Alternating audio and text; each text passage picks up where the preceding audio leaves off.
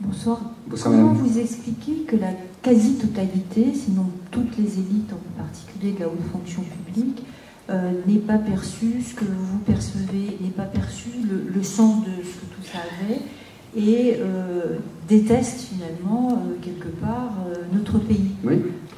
Moi, je me souviens, quand j'étais à Sciences Po au début des années 80, en fait, il y avait...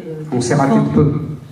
Non, c'est pas tout à fait raté. On était face à des enfants de la haute bourgeoisie, de la très haute bourgeoisie qui était trotskistes, qui étaient internationalistes et qui détestaient notre pays. Et on avait en face des étudiants plutôt à droite et qui étaient européens. Et finalement, on était déjà très peu.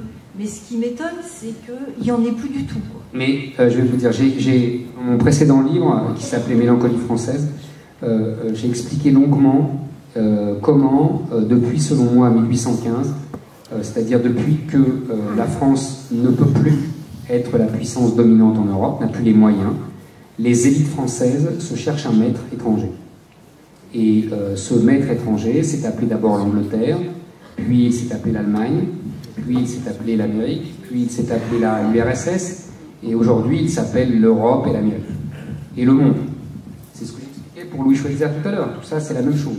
Nos élites françaises pensent que la France a fait son temps et qu'il faut la sacrifier à un ensemble supérieur, plus grand, et de toute façon, la France ne mérite pas de vivre. Et que le peuple français est un ramassis de médiocres, racistes, misogynes et homophobes. Et que donc il faut les passer par les poubelles de l'histoire. Et qu'on sera beaucoup plus grand dans un ensemble européen, voire un ensemble occidental, voire encore plus grand, un ensemble mondial, et puis après on fera une alliance avec les Martiens, et puis ça sera formidable.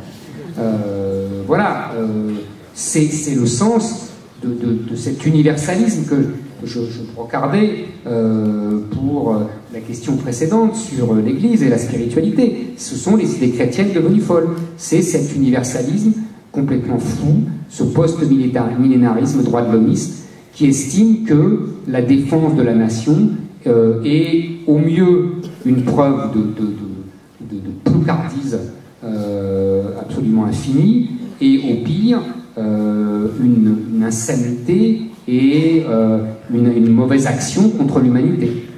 Voilà, c'est ça l'idéologie dominante, qui évidemment domine, c'est le cas de le dire, puisqu'elle est dominante, nos élites technocratiques, politiques, administratives, culturelles, financières, économiques. On a vu avec la question de monsieur sur AXA et LGBT, tout ça est la même chose. Il y a mais c'est normal, hein, le propre de l'idéologie dominante, c'est justement d'être majoritaire dans les élites, et qu'il l'impose au peuple. Tout ça est logique. Et cette haine de soi que je diagnostique et que vous diagnostiquez avec moi, elle remonte, je vous dis, j'ai écrit tout un livre là-dessus.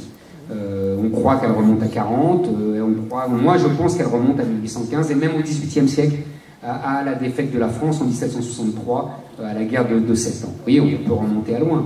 Mais en tout cas, c'est une discussion historique qui, moi, me passionne, mais qui, en l'occurrence, ne résout rien.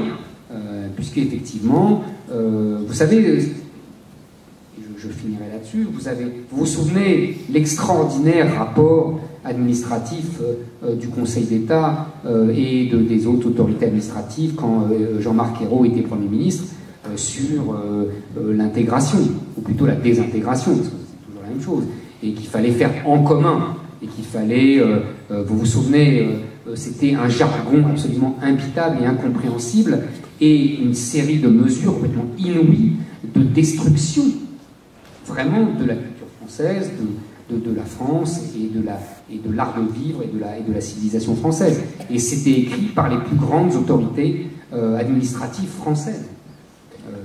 Voilà, c'est comme ça, il faut s'y habituer, mais je vous dis, c'est une vieille histoire, c'est une vieille histoire qui a maintenant qui a 2 siècles, hein, et qui recommence sans fin.